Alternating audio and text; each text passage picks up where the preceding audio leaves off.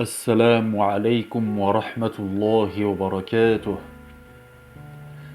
Selon Ibn Arabi, la station spirituelle dans laquelle le Mahdi se situe lui impose d'être en possession de plus d'une cinquantaine de sciences spécifiques.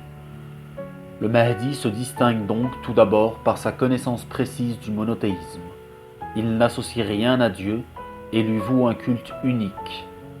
Il sait comprendre le discours qui descend du ciel et qui lui est inspiré, faisant des écrits un discours intelligible par la masse, ayant la faculté d'interpréter aussi bien ce qui dans le Coran est clair, et puis ce qui prête à confusion, et que même les savants n'englobent pas de leur science.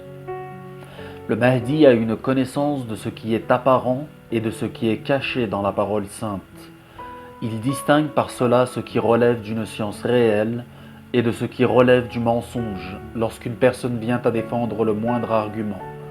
Il sait donc reconnaître la sincérité chez les hommes et puis leur imposture. Le Mahdi, contrairement à la masse des gens, s'émerveille pour la moindre des choses, qu'il trouve merveilleuse car venant de Dieu, et il sait transmettre cet émerveillement à ceux qui le fréquentent et l'écoutent.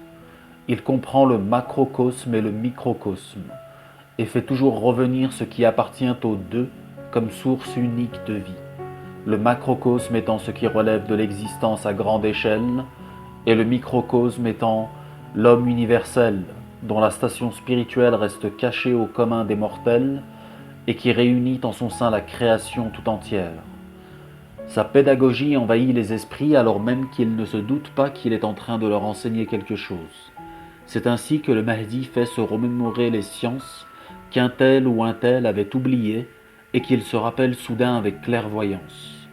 Le Mahdi a une connaissance de tous les courants religieux et réussit à en faire des éléments de science compréhensibles par tous.